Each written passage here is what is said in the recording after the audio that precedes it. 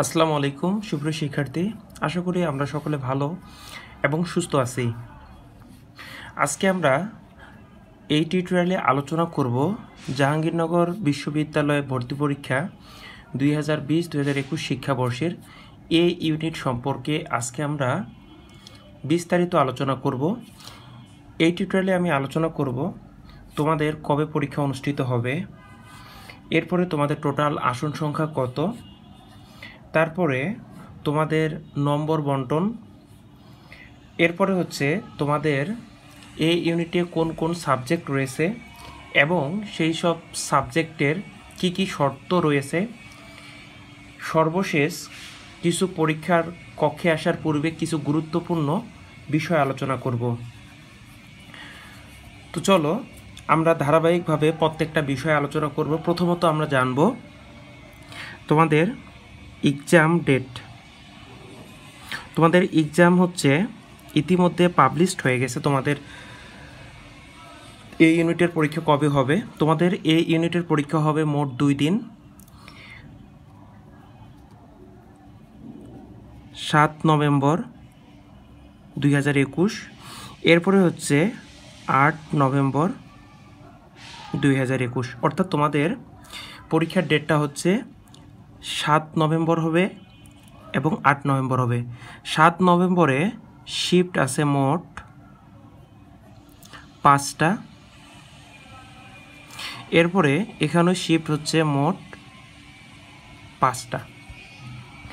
এখন তুমি কোন শিফটে পড়ছো, ঠিক আছে, এই বিষয়গুলো নিয়ে আমি ইতিমধ্যে একটা টিউটোরিয়াল তৈরি করছি।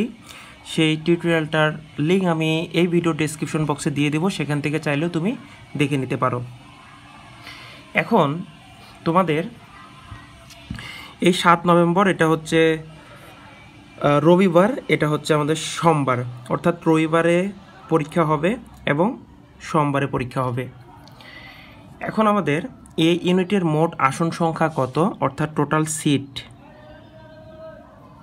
তোমাদের এই ইউনিটে মোট সিট হচ্ছে 410টা। এখান থেকে মেল অর্থাৎ ছেলেদের আসন সংখ্যা হচ্ছে 235টা, আর ফিমেল তাদের হচ্ছে 175টা। এগুলো হচ্ছে ফিক্সড, অর্থাৎ 410টা থেকে 400, টোটাল যে 410টা সিট আছে এখান থেকে ছেলেদের জন্য 235টি সিট এবং মেয়েদের জন্য 175টি সিট বরাদ্দ রয়েছে। এখন হচ্ছে যে তোমাদের নম্বর বন্টনটা অর্থাৎ মার্ক ডিস্ট্রিবিউশনটা কি, এটা একটু জেনে নিই। কেননা এবছর তোমাদের জাহাঙ্গীরনগর বিশ্ববিদ্যালয়ের যে মান বন্টনটা আছে পুরো চেঞ্জ। তো নতুন কি নির্ধারণ করা হয়েছে সেগুলো আমরা বিস্তারিতভাবে এখন আমরা জানি, ঠিক আছে। তোমাদের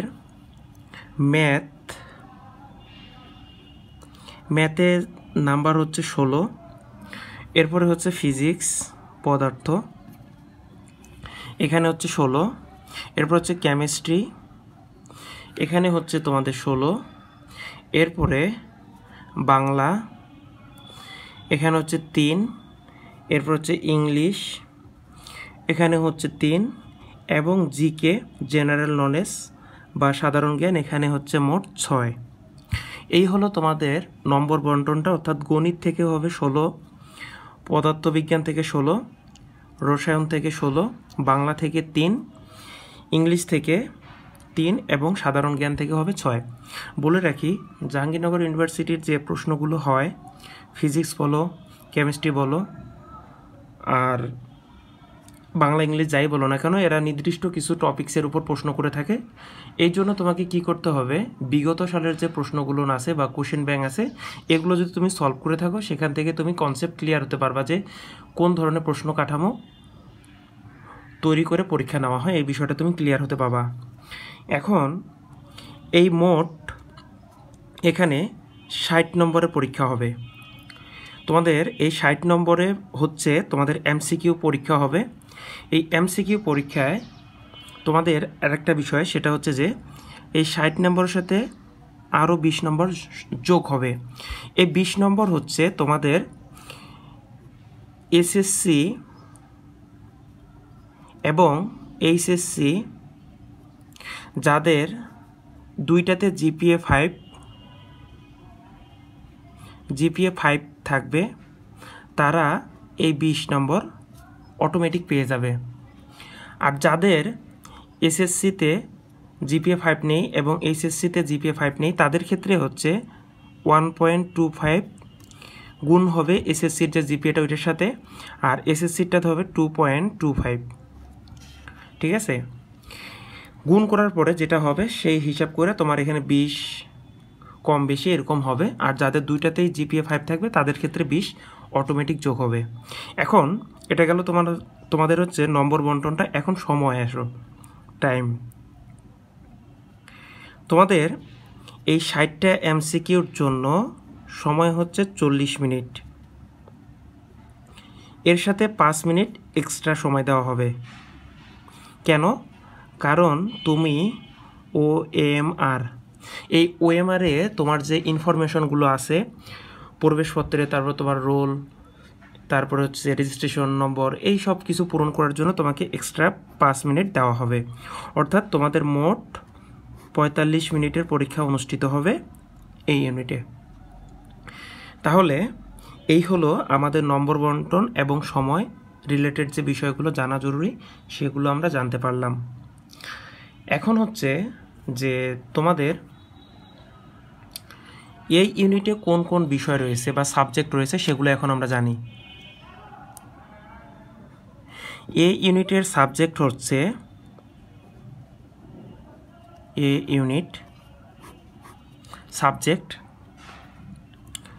সাবজেক্টগুলো হলো, 1 নম্বরে হচ্ছে ম্যাথ, এরপরে হচ্ছে ফিজিক্স, এরপরে হচ্ছে স্ট্যাটিস্টিক্স বা পরিসংখ্যান, এরপরে হচ্ছে কেমিস্ট্রি, এরপরে হচ্ছে ভূবিদ্যা,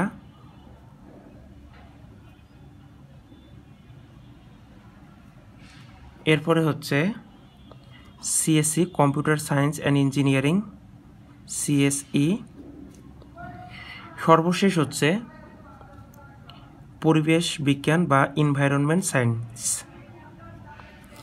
আচ্ছা, এই হলো তোমাদের কি এই ইউনিটের সাবজেক্টগুলো: ম্যাথ, ফিজিক্স, স্ট্যাটিস্টিক্স, কেমিস্ট্রি, এরপর জিওলজি সায়েন্স, এরপর হচ্ছে সিএসসি, এরপর হচ্ছে এনভায়রনমেন্ট সায়েন্স।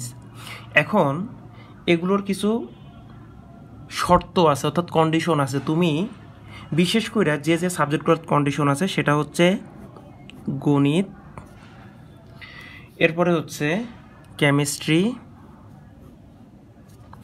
এরপরে হচ্ছে সিএসই। এই 3টা সাবজেক্টের ক্ষেত্রে কন্ডিশন আছে, তোমাকে এই কন্ডিশনগুলো ফিলফিল করতে হবে। সেই কন্ডিশনগুলো কোন ক্ষেত্রে? যদি তুমি ম্যাথ ডিপার্টমেন্টে ভর্তি হতে চাও তাহলে তোমাকে অবশ্যই এমসিকিউতে গণিতে মিনিমাম 50% মার্কস পেতে হবে। অর্থাৎ তুমি যদি গণিত ডিপার্টমেন্টে ভর্তি হতে চাও বা চান্স পেতে চাও তাহলে তোমাকে গণিতে যে 16 নম্বর আছে এখান থেকে তোমাকে 50% অর্থাৎ 8টা অবশ্যই সঠিক করতে হবে বা আনতে হবে নাম্বার। এটা গেল কিসের ক্ষেত্রে? ম্যাথ ডিপার্টমেন্টের ক্ষেত্রে। আর কেমিস্ট্রির ক্ষেত্রে এখানেও তোমাকে এমসিকিউতে কেমিস্ট্রিতে অর্থাৎ রসায়নের প্রশ্নটাতে এমসিকিউতে কেমিস্ট্রির যে প্রশ্নটা আছে সেখানে তোমাকে 50% নাম্বার অর্জন করতে হবে যদি তুমি রসায়ন বিভাগে বা কেমিস্ট্রি ডিপার্টমেন্টে ভর্তি হতে চাও তাহলে। ঠিক আছে, এই ক্ষেত্রে তোমাকে অবশ্যই 50% নাম্বার পেতে হবে। তাহলে 50% করলে 8 হবে, এখানে ম্যাথের ক্ষেত্রেও 8 হবে। এটা হচ্ছে একটা শর্ত, তুমি এর বেশিও পাইতে পারো, এর বেশি পেলেও সমস্যা নাই। কিন্তু তুমি যদি ম্যাথ এবং কেমিস্ট্রি যদি নাম্বার পেতে চাও তাহলে অবশ্যই কী করতে হবে, এখানে 50% করে গণিতে এবং রসায়নে অবশ্যই নাম্বার পেতে হবে। এরপরে হচ্ছে কন্ডিশন হচ্ছে সিএসই অর্থাৎ কম্পিউটার সায়েন্স অ্যান্ড ইঞ্জিনিয়ারিং। এখানে তোমাকে দুইটা বিষয় মনে রাখতে হবে, সেটা হচ্ছে যে এমসিকিউ পরীক্ষাটাতে, এই পরীক্ষাটাতে তোমাকে ম্যাথ আর হচ্ছে ফিজিক্স এই দুইটাতে 60% নাম্বার পাইতে হবে। যদি তুমি সিএসসি ডিপার্টমেন্টে ভর্তি হতে চাও, সিএসসি ডিপার্টমেন্টে, তাহলে অবশ্যই তোমার এমসিকিউতে অর্থাৎ গণিত এবং পদার্থে অবশ্যই ইন্ডিভিজুয়ালভাবে 60% নাম্বার পাইতে হবে। যদি তুমি পাও তাহলে তুমি সিএসসিতে ভর্তি হতে পারবা বা এই ডিপার্টমেন্টে অ্যাডমিশন নিতে পারবা। আশা করি এই বিষয়টা ক্লিয়ার। আর অন্যান্য যে সাবজেক্টগুলো আছে যেমন এগুলোতে কোনো ক্রাইটেরিয়া দেওয়া নাই বা কোনো কন্ডিশন নাই, কিন্তু বিশেষ করে ম্যাথ, এরপর হচ্ছে কেমিস্ট্রি আর হচ্ছে সিএসসি, এই তিনটা ডিপার্টমেন্টে ভর্তি হতে হলে তোমাকে এই শর্তগুলো অবশ্যই ফুলফিল করতে হবে। আশা করি এই বিষয়টা বুঝতে পারছো। এখন আরেকটা বিষয় আমরা ক্লিয়ার করি, সেটা হচ্ছে যে পরীক্ষার হলে তোমাকে অবশ্যই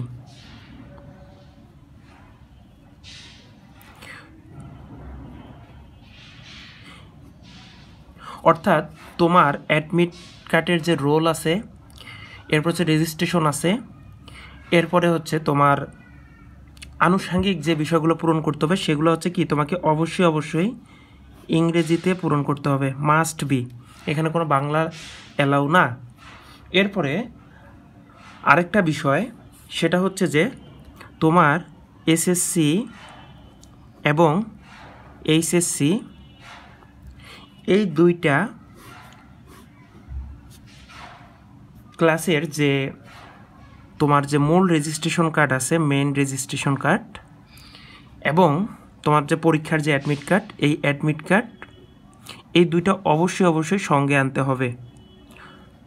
তোমার মূল রেজিস্ট্রেশন কার্ড কোন দুটার, এসএসসি এবং এইচএসসি দুইটারই, ঠিক আছে, এই দুইটা মাস্ট বি আনতে হবে।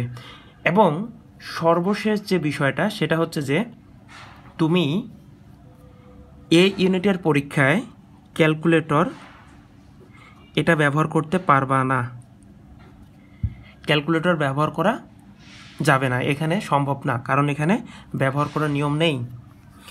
এই হলো তোমাদের এই ইউনিট সম্পর্কে আলোচনা। তো এখানে যে বিষয়গুলো আলোচনা করলাম, এই বিষয়গুলো বাদেও যদি তোমাদের কোনো প্রশ্ন থাকে অবশ্যই কমেন্ট করবাই।